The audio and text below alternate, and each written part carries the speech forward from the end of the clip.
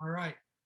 Welcome back to the Casey Campbell podcast. Casey Campbell with you, of course, and we're pleased to be joined by the one, the only Lee Spencer, who, of course, has spent, who writes for Racing Boys, as well as spent over most of her career at dirt tracks. How's it going, Lee? It's going great. How are you, Casey? I'm doing well. Okay, so we got the Bristol Dirt Race coming up in the next few weeks. But first off, how exciting is it to have NASCAR back on dirt for the first time in over 50 years? I'm amazed, but I'm not amazed because I can remember being at Chili Bowl a couple of years ago, and in walked Steve O'Donnell and his band of merry men, and I'm like, "What the hell are you doing here?" And they quickly embraced the whole Chili Bowl experience. And I don't know if you've ever been before, but this is really the Super Bowl of midgets. Every January, everybody who's anybody in racing makes the pilgrimage to Tulsa. And it's, you'll see people from all walks of life there. Roger Penske, Bobby Unser, Jeff Gordon and Tony Stewart on the tractor. I mean, it's like people go back to their roots. And NASCAR, my husband Reed and I, we told them for years, you have got to come and experience this because you will see a dynamic between the drivers and the fans that you can't get anywhere other than at a dirt track. I mean, you might get a taste of it when you go to spring training for baseball. You certainly don't, the days of kids waiting around for autographs from their major league players, those days are over. But if you go to a dirt track, you'll see drivers, even, the Chase Elliott's, the Christopher Bells and Kyle Larson's of the world going to their merchandise wherever it's set up. It might be a table, it might be a van, whatever it is, the driver will sit there and sign autographs, and you can make that one-on-one connection and then, establish a rapport that you just can't get anywhere in motorsports. And I think when NASCAR started seeing that, they said, there's a market we need to tap into because, and you've probably noticed this in the short time that you've covered racing or covered NASCAR in particular. It used to be when these guys elevated themselves to the ranks of Cup, and most times it didn't happen until they were in their late 20s, early 30s, right? Look at a guy like Dale Jarrett. I mean, he was almost 40 years old when he won his first Cup championship because he had to pay his dues. None of these kids pay their dues. None of these kids are at their local short track making a name for themselves and then having some guy say, hey, look at that guy. I think I'll give him a shot in my, beginner car, training wheels, whatever. I think it's somebody like Clint Boyer when that happened, and Richard Childress saw him run an ARCA race and said, wow, I need to give this guy a tryout. We don't have testing anymore. We don't even have practice, for God's sake. So, these kids that came from dirt, they had an opportunity. Tony Stewart, Jeff Gordon, Casey Kane established their fan base in the grassroots, but long before they came to NASCAR, and they brought those fans with them. And I think NASCAR realizes that the Harrison Burtons of the world, I mean, Harrison Burton didn't get started at a short track and build a fan base. Noah Gragson didn't start at a short track and build a fan base. All of a sudden, it's like they were thrust into NASCAR.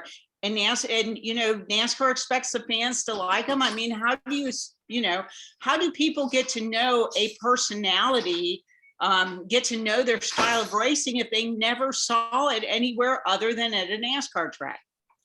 So kind of going into putting dirt on Bristol, when you first heard about that this was going to happen, what did you think, and how much dirt goes on the track? There's a whole thing of that, but what did you think that Bristol was going to be the place to have the first dirt race? Well, it's the ideal place from a standpoint. I talked to Sammy Swindell. Sammy Swindell, the only the only time Bristol put dirt on the track, it was more than 2 decades ago, right? And so Sammy Swindell won the 2 World of Outlaw races, and he said he knew, having run I think it was a truck or an Xfinity car there, he knew it was going to be really, really fast, and it was. And Sammy always loved fast. So the drivers that really dig fast are going to do well there, despite what they did. I mean, um, Bristol, they call it the last great Coliseum. And when you think about these guys going after it the way that they will, and, having heat races and having a pill draw and, all the little nuances that happen in grassroots, clearly NASCAR is reaching out towards a fan, a specific fan, or trying to, what's the word I'm looking for? They're trying to entice a different, style of fan to come into the NASCAR ranks and kind of get a feel for what they can do. And I think trucks are going to be a blast. These guys that have run Eldora, and there's a handful of guys that have won at Eldora that are going to be in the Cup race as well. I think you're going to see, that part of it's going to be really fun to watch. The guys that really understand dirt and know dirt. And I don't know if you were on the Zoom cast that they did with was his name Steve Smith, I guess, the I was guy on. from sports Speedway Motorsports.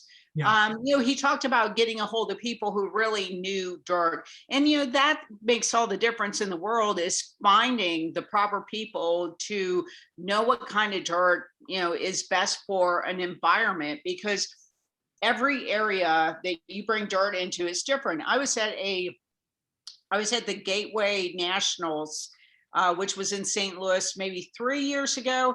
And the dirt had, it had snowed when they were bringing in the dirt. So the dirt was just incredibly wet, and it really never produced the show that they were looking for. And dirt has certain nuances that the environment can affect. And I think that it was really smart on their part, getting a hold of people who are experts in dirt, as silly as that might seem, but you have to groom a track a certain way, to build the proper berm, to build the proper cushion, and to be able to go and race. And I think they were really smart how they went about getting the top experts in the country to do that. So kind of explain what type of dirt is going to be on this track. Well, to hear, and I wanted to talk to him at length, and I was trying to arrange to do something before they had that big blowout Zoomcast, because as you know, that you don't want to, hog all the questions, and we didn't really get into the intricacies, but he was talking about Tennessee clay. And so I think that from that standpoint, it's going to be interesting. Sammy Swindell told me that if they had the same dirt that they used in the past, it would be a great show. And what Steve said is that they're using that original dirt for the base, and then filling it in with, Tennessee clay in places that that they need. And you think about that place, and you think about the banking, and I mean, of course they're going to need filler, but I just, I have to take Sammy's word for it, being, the champion that he is, that it's going to be fast, and he thinks it's going to be a good show. He said if he could find a Cup car, if he could find a truck, he'd love to get back in there and race. And I think that speaks volumes as to what kind of challenge it's going to present for these competitors. Well, yeah, we're already kind of starting to see some of the dirt guys. Of course, Chris Wyndham's going to be in with Rick Ware Racing. Shane Golobic's going to be with Team Live Fast. And then in the truck series, guys that aren't having experience on dirt, like Kevin Harvick's going to be in the truck race. I've heard other names that might be in there as well. Chase Briscoe is going to be in the truck race as well. What's it like for, are we going to see a lot of the Cup guys go in the truck race if rides are available to maybe get that extra experience, you think? Well, the way NASCAR is giving these guys, a day of practice on Friday, right? But without the practice that we have had in the past, without being able to test the way that we have in the past, some of the guys are going to run the nationals the week. I guess it's next weekend.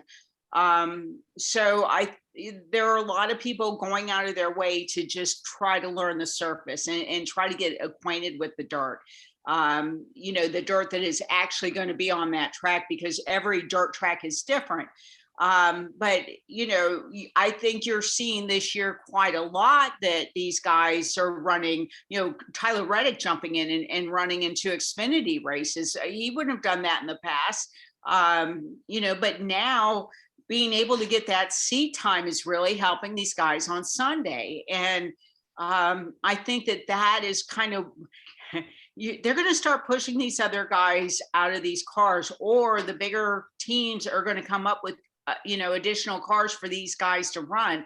I would get the sponsor, if I was a team owner and I had a guy that needed a little help somewhere, I'd go into that sponsor bank and hit them up for an Xfinity race just so they could get up to speed, because certain guys are going to need it. And we've seen Stewart-Haas Racing this season. They have not come out of the box hot. This is not typical SHR. I mean, I think it'll be pretty telltale this weekend what we see, because Kevin Harvick was good at Phoenix in the spring. But I can see these guys using opportunities, not just at dirt, but other tracks this season, running Xfinity or running truck, just to get acclimated to the racing surface and see what the conditions are. So when this format gets for the Bristol Dirt Race, if you follow dirt, the format for the race is gonna look very familiar to dirt fans. It's gonna be, kind of explain the format for people that may not follow dirt racing. I don't have the cheat sheet in front of me, but typical world. Let's just use World of Outlaws for example. There is usually, first you have hot laps, get up to speed, and we're going to have hot laps, so to speak, with practice on Friday, and then you would have the heats. And what are the heat? You know what the heat laps are for NASCAR? I don't have the cheat. I'm sorry, I don't have a cheat sheet. Reed saying 15, so 15 lap heat races. So the guys who would advance off those heat races, they would go to the guys that don't, let's say, they go to the last chance qualifier. So the guy, then you would have another race for the guys that win the heats, and like the two fastest guys out of each heat. So it's going to look very similar, but I mean, I think people are going to show up. I mean, to me, and I wrote this for the track. I mean, this to me is the biggest race of the year. Daytona 500. We've been there, done that. Expect the unexpected, but this is really expect the unexpected, because no one knows what it's going to be like going in there, and I think fans are really going to eat it up. Yeah. So obviously we see, dirt guys like Kyle Larson, Christopher Bell, Chase Briscoe, Ricky Stenhouse Jr. Those guys are going to have the advantage at the racetrack. But we see guys like Chase Elliott. I mean, he was at the Chili Bowl, and a lot of these guys are going out and getting in the Bristol Dirt Nationals. Joey Logano at Volusia. I mean, Joey, my gosh, and Joey made really good points, because he really had to earn the respect of the fan base at Volusia, because those are hardcore guys that show up at Volusia. And, a lot of times they'll go from there and they'll drive across the state over to Bubba, and take in the midget show. And that's where Chase Elliott was. And, you mentioned Chase Elliott. Chase kind of got his teeth, got his feet wet, so to speak, out at Millbridge, and ran a show with some of the regular guys that run dirt. Then he went and had his ass handed to him, quite frankly, at Chili Bowl, because people go in there, like Ferrucci. Santino went there last year, not this past January, but the year before, to try to get a feel for what that would be like. And it was, what he did was admirable. Ryan Newman went last year. We had a lot of first timers the year before, so that was fun to watch.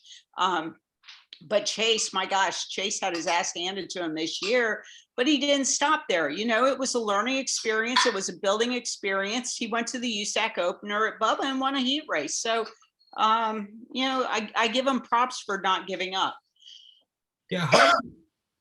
Sorry. You're fine. With this race, and who do you think is going to, end up the favorite of this to win? Larson. Larson, he was batting over 500 on dirt last year. Larson loves Bristol. Then you put dirt on it. I mean, that's a recipe for success for the kid. Yeah. I mean, I see young money all the way. Explain Kyle Larson and how he just became so good at this dirt, because there's the expert, we got all these good dirt racers like, of course, Tracy Hines and Scott Bloomquist, Donnie Schatz, and Steve Kinzer. And you have someone like Kyle come along. We don't see someone like that in the dirt world come along and dominate like he did last year and years before that. Well, he also had one of the all-time best crew chiefs behind him too. So you kind of have to give him credit for that. I got to get a drink of water. Sorry. You're good.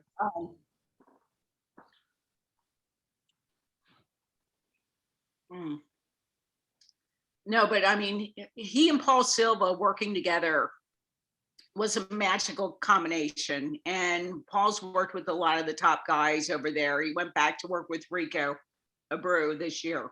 Yeah. But Paul, Paul was just magical. But to have a season like that is just, it's really unheard of. I mean, you've seen guys, the Donnie Schatz of the world is, you mentioned some of these guys. I mean, back in the day, Steve Kinzer, I mean, he's the GOAT. Donnie Schatz is chasing him now, but you have all these guys and they have just been, amazing. But what Larson did, not only, was in World of Outlaws, it was in midgets, it was in Silver Crown. I mean, it's sprint cars, non-wing, late models. I mean, whatever he would get into, he could win in any different. To me, that is absolutely the sign of a champion. And yeah. Last year, Casey, before he made that mistake that, probably would have cost a lesser talent their career, right? If Kyle Larson didn't have the talent that he has, you would have never heard of him after last year. He would have just, gone by the wayside. But Kyle Larson was coming off of a season and 2 years ago, we went to New Zealand and watched him and Christopher Bell race, and Sunshine, Tyler Courtney was there, Wyndham was there, and good group of dirt racers from America. And you just knew after he won that first Golden Driller at the Chili Bowl that he was going to come out strong last year. Well, then COVID hit on March 13th, Friday the 13th, and the whole, life just kind of changed for all of us. But had Larson not made that mistake, and I'm not sure whether, being on hiatus for a couple of months would have affected his momentum, but the momentum that he brought after such a spectacular season on dirt last year to come in and do what he's doing now.